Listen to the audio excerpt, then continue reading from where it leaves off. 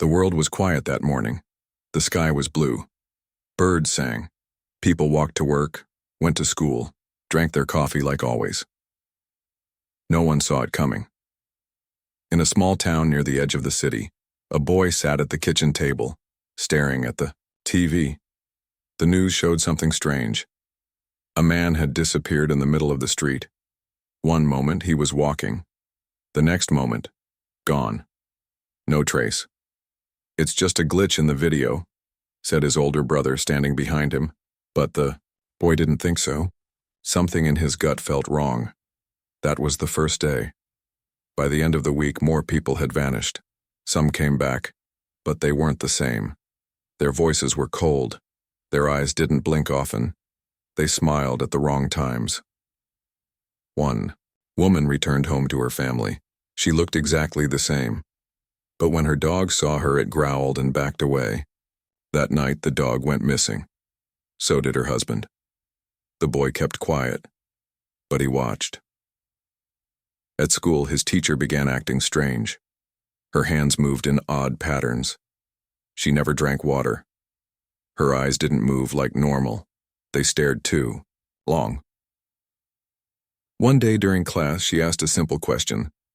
"What is the purpose of your species?" Everyone laughed, thinking it was a joke, but she didn't smile. Then one student raised his hand. "What do you mean, our species?" The teacher just stared at him. The bell rang. She walked out without a word. That night, the boy followed his brother outside. His brother said he was going to meet a friend, but the boy felt uneasy, so he stayed in the shadows and watched. They walked behind an old building. The brother looked around to make sure no one was watching. Then he changed. Not like clothes, not like a costume. His whole body shifted. His skin melted and moved. His face stretched, turned smooth, and his eyes went pitch black. No mouth, no nose, no human left. The boy covered his mouth to stop himself from screaming. The brother, no, the thing pretending to be him, spoke in a voice that echoed like metal grinding. Phase 1 complete. Earth suspects nothing.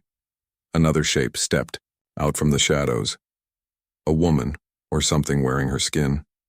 She nodded. "Soon they will know us, but by then it will be too late." The boy ran. He didn't stop to think. He didn't stop to cry. He just ran, heart pounding, lungs burning. When he got home, his parents were there. His brother sat at the table again, drinking juice, acting normal. "Where were you?" his brother asked. The boy stared at him. He wanted to say something. He wanted to scream. But he stayed silent. That night, he locked his door and pushed furniture in front of it. He didn't sleep. The next day, things got worse. More strange behavior. People repeating the same sentence. People smiling too long. A news anchor on TV froze, mid-sentence, then continued speaking, but in a slightly different voice. The boy packed a bag. He took food, water, and his tablet. He left a note. "I'm sorry. I'll come back when it's safe." He slipped out at dawn, heart racing. He thought he was alone. But eyes watched him. Strange eyes. Eyes behind perfect smiles. He ran to the train station. He bought a ticket with stolen cash. The train doors opened. Just as he stepped in, someone grabbed his arm. He turned. A woman stood there, but her skin flickered. For 1 second, he saw something else underneath. He pulled away. The door shut. The train left. He sat in the corner, shaking. A man across from him said, "You saw them, didn't you?" The boy looked up. The man's face was kind, tired, human. "I know what they are," the man said. "They're not from here. They copy us, but they're not perfect, not yet." The boy said nothing. "They're hunting special ones," the man continued. "People like you." "Like me?" the boy whispered. "People who can see them. People who can stop them." The boy's hands were shaking. "I don't know what I am." "You will," the man said. "Soon. Stay close to me. They're already watching this train." The lights flickered. The boy looked out the window. In the dark reflection, he saw something behind him. It was smiling, but its mouth was too wide. And then, the train plunged into a tunnel. Darkness swallowed everything, and the invasion began. The train lights kept flickering. Each time they blinked out, the shadows seemed to move. The boy sat close to the window, heart pounding. The man beside him didn't blink. His hand rested on something under his coat. Maybe a weapon, maybe something stranger. Then the lights turned off completely. Total darkness. A sound echoed through the train car. Click, click, click. Not footsteps. Something sharper, like claws tapping on metal. The boy whispered, "What is that?" "They're here," the man said. In the dark, a figure stood at the far end of the train car. No face, no light, just a shifting shape that rippled like smoke. The figure began to walk forward. The boy held his breath. Suddenly, the man stood. With a sharp movement, he pointed something, a metal rod, toward the shadow. The rod glowed blue. The figure hissed. Its shape twisted like it was in pain. Then it vanished. The light snapped back on. People looked confused, like nothing had happened. Some had no reaction at all. The boy noticed one man near the front staring too long, not blinking. Another. One of them. The man sat back down. "You're lucky," he said. "Most people don't survive their first encounter." "Who are you?" the boy asked. "I'm part of a group," the man said. "We're called the Watchers. We've known about the shapeshifters for years. We've been waiting for someone like you." "Someone like me?" "You saw through your own brother," he said. "That takes something special." The boy felt cold. "What are they? Why are they here?" "They're called many things, but we just call them shadows. They come from deep space where light can't live. They take forms, copy memories, pretend to be us, and now they want Earth." "But why?" The man leaned closer. "They need our shape. But more than that, they want our minds, our power, and they fear one thing, humans who can fight back." "I don't have powers," the boy whispered. "Not yet," the man said. "But you will." The train arrived at an old station, rusted, quiet, forgotten. "This isn't the main stop," the boy said. "It's safer," the man replied. They stepped off the train. Fog covered the platform. No lights, just silence. But someone was waiting in the mist. Two more people. A woman with sharp eyes and a scar on her cheek, and a tall man with gloves that sparked at the fingertips. "Is this him?" the woman asked. The man nodded. "He's the one who saw through the mask." "Then we move," she said. "The shadows are already hunting him." They walked fast through back streets, past abandoned buildings and strange signs. Some windows had red paint smeared. In symbols the boy didn't understand, he asked, "What's happening to the world?" The tall man spoke for the first time. "The invasion already started, but it's silent, quiet. Most of the world is asleep. The ones who see the truth don't live long." They stopped in front of an old warehouse. The door opened automatically. Inside, dozens of people, some young, some old. Some wore strange tech gear. Others sat meditating. One girl floated above the ground, eyes closed, her hair moving like it was underwater. "These are the gifted," the woman said. "Humans who woke up." The boy looked around, stunned. "Why me?" he asked. "Because your mind isn't like others," she said. "You noticed patterns. You didn't ignore fear. You ran and survived." "But I can't fight," he whispered. The tall man raised his hand. "We'll train you." "Train me how?" The scarred woman smiled. "To see beyond. To push past fear. To unlock what's inside you." Before the boy could reply, the alarms blared. Red lights flashed. A voice shouted, "They found us!" Everyone in the warehouse jumped to action. Guns, powered up. Shields activated. Doors locked. The fog outside turned black. Shapes moved in it. Tall, thin, wrong. One screamed, and the walls shook. The scarred woman grabbed the boy's arm. "It's too early, but we don't have a choice." She pulled him toward a glowing circle in the center of the room. "What is this?" he asked. "A test," she said. "If you have the spark, it'll wake. If not—" She didn't finish. The circle pulsed with light. The boy stepped in. Pain hit his head like lightning. He fell to his knees. Visions filled his mind. Stars, collapsing, planets burning, people turning to shadows, and then a voice. "You are not weak. You were never weak." His eyes snapped open. They glowed with fire. The shadows outside howled, and for the first time, they were afraid. The boy's eyes burned with light, not fire, not electricity, something deeper, older. As he stood in the glowing circle, the shapeshifters outside screamed louder. Their perfect copies, their fake skin, began to melt in the red light coming from the warehouse. Inside, silence. Every watcher stared at the boy. He wasn't the same anymore. Then the scarred woman whispered, "We've found another flame." The boy blinked. The glow faded. What did I do?" "You lit the veil," she said. "You burned through their lies." Outside, the shadows hissed in fear. "They can feel it," the tall man said. "They know what he is now." The warehouse trembled as the shadows attacked. They slammed the walls, twisted their forms, and howled in voices stolen from humans. The boy backed up. "I'm not ready." "No one ever is," said the woman. "But you have no choice." She tossed him a small silver band. "Put this on." He did. It locked around his wrist and lit up. Instantly his mind filled with images, memories of warriors like him, people who stood against the dark, who had powers no science could explain.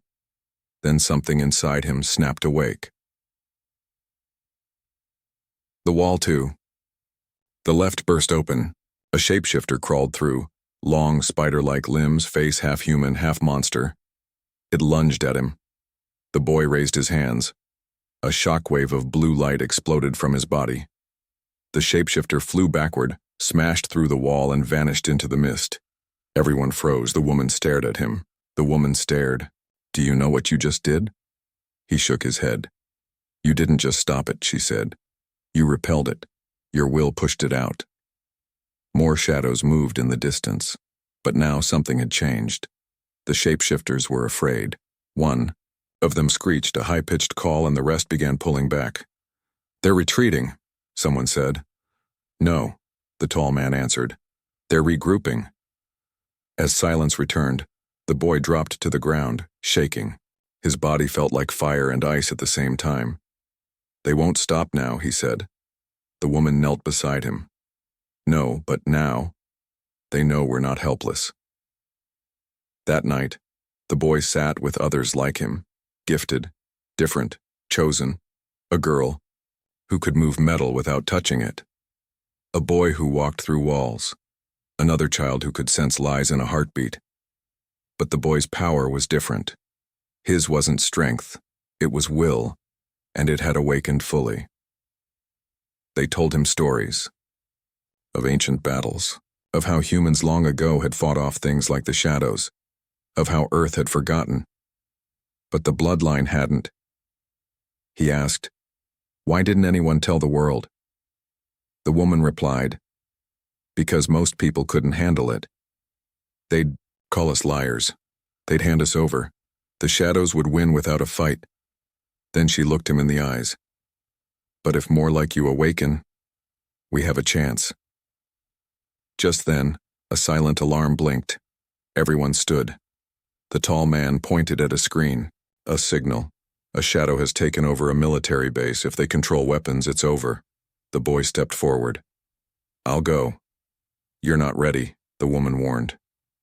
"I wasn't ready when I faced my own brother," he said. "But I survived." Silence, then she nodded. "Take a team. You leave at dawn." The next morning, before the sun rose, they moved. An old van sped through the empty roads carrying 5 gifted humans and their leader. The boy sat in the back, heart steady, mind sharp. They reached the base. The gates were open. Too open. No guards. No noise, just silence. The boy whispered, "It's a trap." The woman nodded. "Stay close. Watch for anything that moves wrong." They entered the base. It looked normal, but the feeling was not. A light flickered above. Then they heard it.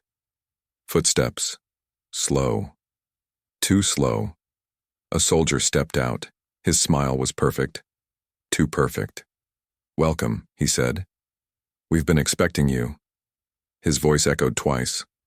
One voice human, one not. Then his skin shimmered and peeled, and what stood before them was no longer human. It grew taller. Bones stretched. Skin dripped like oil. "You call yourselves special," it said, "but you bleed the same." The boy stepped forward. His eyes lit again. "No," he said. "We remember who we were. You can copy us, but you can't be us." The creature charged. So did the humans, and war began. The battle inside the base exploded like a storm.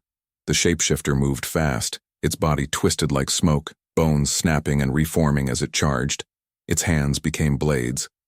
Its face, a screaming mask of stolen features. The boy didn't step back. His eyes glowed again. His feet dug into the floor. With one shout, he unleashed a wave of light. Boom! The creature was thrown back, smashing into a wall. But it didn't stop. It stood, again, and this time it screamed. The scream echoed across the base. Then, everything changed. The lights in the building went out. The ground shook. Outside, in the distance, shapes began to rise from the earth. Long, tall, wrong. Dozens of them. Hundreds. The shapeshifters were no longer hiding. They were attacking. "They're calling reinforcements," the scarred woman shouted.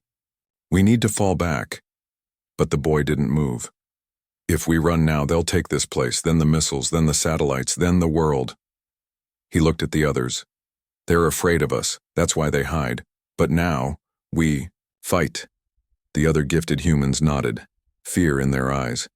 But something stronger behind it. Will. They moved like lightning. The metal shifter tore through walls, ripping apart the twisted forms. The truth seer pointed out which soldiers were real and which were fake. The boy, standing in the center, became something more. His light didn't just blind the creatures now, it burned through their disguises. Every time he shouted, another shadow fell. But the creatures had learned. They changed faster now. One turned into a copy of the boy himself and rushed him. He hesitated for just a second. Then the fake raised its hand and fired a blast of dark energy. The real boy flew backward, crashing into a control panel. Alarms screamed. The base's systems began to fail. Missile launchers powered up. The shapeshifters had a new goal: destroy Earth themselves. The woman shouted, "We have 10 minutes. If we don't stop this, the world ends." The boy stood, blood on his lip, chest burning. "I'll go to the core," he said. "I'll stop the launch." She grabbed his arm. "There could be more inside, stronger ones." "I know," he said. "That's why I'm going alone." He ran. The core of the base was buried deep underground. The elevator didn't work, so he climbed, ladder after ladder, sweat pouring, breathing hard. Behind him, something followed. He could hear it, claws tapping, walls shifting, breathing that didn't belong to anything human.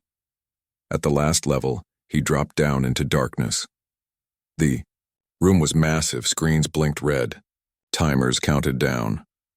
09, 4200, 09, 41 in the center, standing still, was a creature unlike the rest. It had no face, just a mirror, and in that mirror, the boy saw himself. The creature spoke in his voice. "You think you are strong," it said, "but you are alone." The boy's fists clenched. "No," he said. "I'm not." The creature hissed. "You are flesh. You are fear. You will break." The boy stepped forward. "I've seen what you are. I've felt what you fear. And I know the truth now." "What truth?" the creature asked. The boy's eyes lit one final time. "That humans aren't just muscle and mind, we're spirit, fire, and we do not break." He raised both hands, and the room exploded with blinding light. The countdown froze. The screens cracked. The creature screamed. Its mirror shattered, it collapsed into smoke, and the room fell silent. Outside, the other gifted humans had pushed the shadows back. The sky had cleared. The base stood strong. When the boy walked out, the scarred woman ran to him. You stopped it, he nodded, but then the sky above them changed. A ripple, a shimmer, and in the clouds, something appeared. Massive. Not a ship, a city floating in the air. The scarred woman stepped back in fear. They've sent the architects, she whispered.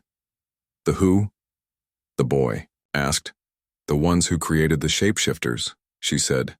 The true enemy. They're watching now. The floating city pulsed with dark light, then vanished. The boy looked at the sky. They're scared, he said. But not done. The woman placed a hand on his shoulder. No, this was just the beginning. After the sky city vanished, silence returned, but it didn't feel like peace. The boy stood in the ruined base, surrounded by ash and broken steel. His powers had saved the world. For now. But in his chest he felt something new. A calling. Something deep inside the earth was reaching out to him. That night he couldn't sleep. Images kept flashing in his mind. Glowing symbols, ancient doors, whispers in a voice that wasn't his, but somehow familiar. The next morning, the scarred woman called a meeting. The base is secure, but the war is growing. The shadows know. We're waking up. We have to go on the attack, someone said. No, she replied, we have to go down. She looked at the boy. He felt it too, didn't you? He nodded. Like something alive, underground. There's a reason the shapeshifters fear humans with power, she said. Because this planet hides something even older than they are. And more dangerous, the tall man added. The Watchers traveled by air. Quiet ship, no lights. They flew far from cities, over deserts and broken lands, to a place not on any map, the Hollow Zone. No birds flew there. No plants grew. The ground was black and cracked like a wound.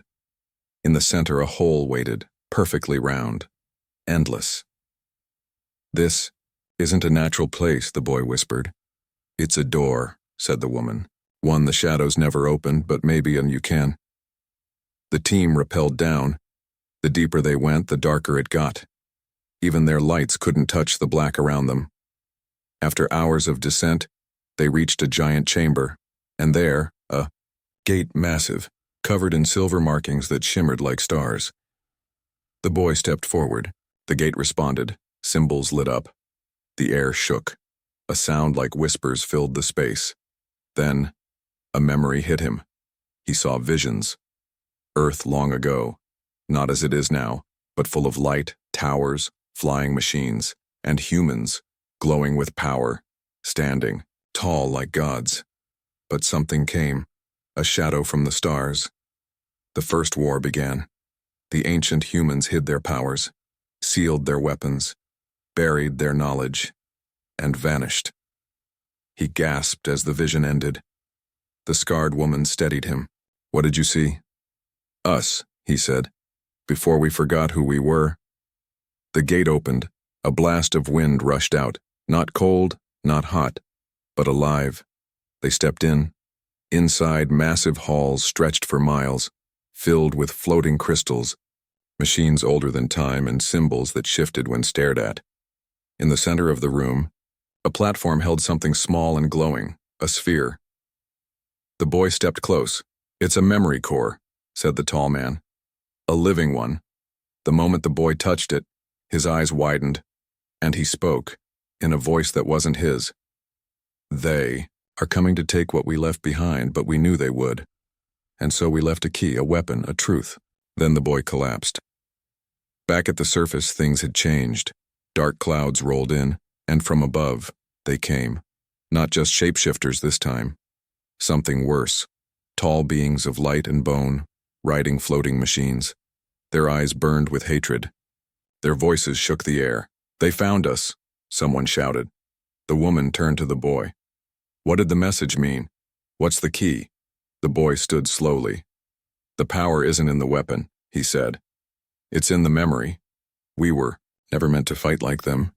We were meant to rise above them. He raised the sphere. Light shot into the sky. The aliens screamed as it touched them. Some burned, some turned to stone. But the Sky City returned, larger, closer. And from it, a voice rang out across the world. You were warned. This planet will fall. Your kind will kneel. The stars belong to us. The boy looked up. No, he whispered. They belong to everyone. The sky burned red. Cities fell one by one. The floating enemy city darkened the skies above Earth, releasing ships, monsters, and shadow soldiers with every passing hour. The world was collapsing, but one place still stood, a single city, protected by an invisible dome. A human stronghold, the last. Inside it, fear lived beside hope. The boy stood on a high tower, looking at the sky. His powers burned inside him, but he was tired, more tired than he had ever felt. The scarred woman joined him. They're gathering their full force. They want this city wiped clean. He nodded. Because this is where the awakening spreads from. This is the flame, she said. If they crush this place, they crush the future. Down below, gifted humans trained non-stop. Children learning to move objects. Teens unlocking light from their hands. Adults mastering skills that once belonged to myths. But time was short. The tall man stepped into the room. They've breached the outer shield. The final battle begins tonight. That night, the sky broke open. Enemy ships poured through like blood from a wound. They surrounded the city in all directions. And then, they landed. The invaders didn't speak. They marched. Cold. Silent. Endless. The dome cracked. The boy walked out to the edge of the barrier. The army watched him. Behind him, thousands of humans waited.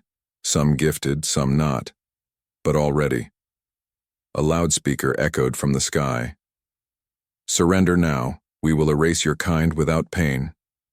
The boy stepped forward. He said only one word.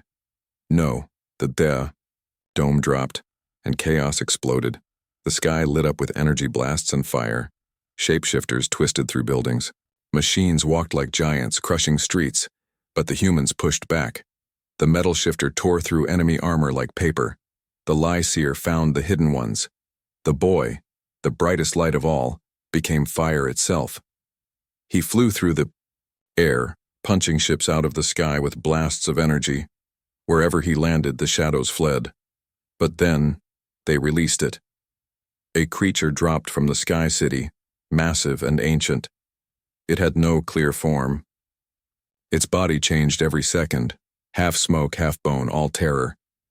It screamed once and buildings shattered. Even the strong ones fell back. The boy stood his ground, but the scarred woman was already bleeding. She grabbed his hand. You can't beat that thing alone. He looked into her eyes. I'm not alone, he said. Then he called out, not with his voice, but with his mind. All across the city, gifted humans felt the pull. They heard his call, and they answered. Light erupted from rooftops, streets, towers. The gifted joined as one. Some lifted the wounded. Some raised shields made of air. Some used only their presence to confuse the invaders' minds. And the boy, he rose higher. The giant creature looked up, ready to strike him down. But then, it stopped. Because something strange happened. The boy wasn't glowing anymore. He was becoming clear, as if light and spirit were mixing into something new. The scarred woman whispered, He's going beyond human. The boy opened his eyes, and they weren't eyes anymore. They were stars. He rushed the giant creature with no sound, only light. The monster screamed. The city shook. And then, silence. When the dust settled, the creature was gone. The boy stood in its place, floating, silent. The enemy city above began to crack. From its surface, the final voice spoke, one filled with fear. We were wrong. You are not simple creatures. You are not animals. You are echoes of the ones who came before. You are the reason the stars once shook. And then the city vanished, teleporting away, gone. The war stopped. The sky cleared. The boy landed, eyes dim now. He fell to his knees. The others ran to him, cheering, crying. The scarred woman knelt beside him. You saved us. He looked up weakly. We saved each other, he said. But it's not over. She frowned. Why? He pointed to the sky. There are more cities, more creatures, more secrets. And then he whispered. And I saw something worse. Behind all of them. The city was quiet. The stars above were clear again. But the boy didn't smile. He stood on the edge of a tower, staring into the night sky. Not with fear, but with warning. Something far away had awakened. Something that even the shapeshifters feared. Inside the tower, the gifted rested. Some trained, some slept, some just cried. They had survived. But deep in the earth, the glowing sphere, the memory core, began to change. It pulsed faster, brighter. Then, it cracked. The boy felt it. He ran to the chamber beneath the city, the scarred woman and the tall man behind him. What's happening? She asked. I don't know, the boy said, but this wasn't meant to last forever. As they reached the core, a final vision hit him, not from the past, from the future. He saw Earth in flames, not from ships, not from war, from a presence, a black star, a shape with no form, something that fed on consciousness itself, and a voice, not like the others, cold, calm, ancient. You've broken the silence, now I see you, now I remember what I left behind. Across the galaxy something moved, massive, silent. Planets turned dark as it passed, and in its center, a single glowing eye opened. It wasn't alive in the way humans understood. It was fear. It was hunger. It had watched the first humans rise. It had crushed their world once, and now it was returning. Back on Earth, the boy stood before the others. He told them what he saw. Many were afraid. But then, something unexpected happened. The old humans, the ones who had awakened, began to share the same vision. Together, their minds linked. They saw the stars. They saw the coming threat. And they stood tall. One girl stepped forward. If it feeds on fear, then we don't give it fear. A boy with lightning in his hands nodded. We give it something it can't understand. Hope, said another. Unity, said one more. The boy raised his hand. We show it what humans truly are. The gifted built something, together, a ship not powered by fuel but by will. A machine born from the old memory core, shaped by thought, and designed to do one thing. Reach the dark star before it reached them. Only one person could pilot it. The boy stepped inside. The scarred woman placed a hand on the ship's side. You may not come back, he smiled gently. I already left the day they took my brother. The ship rose.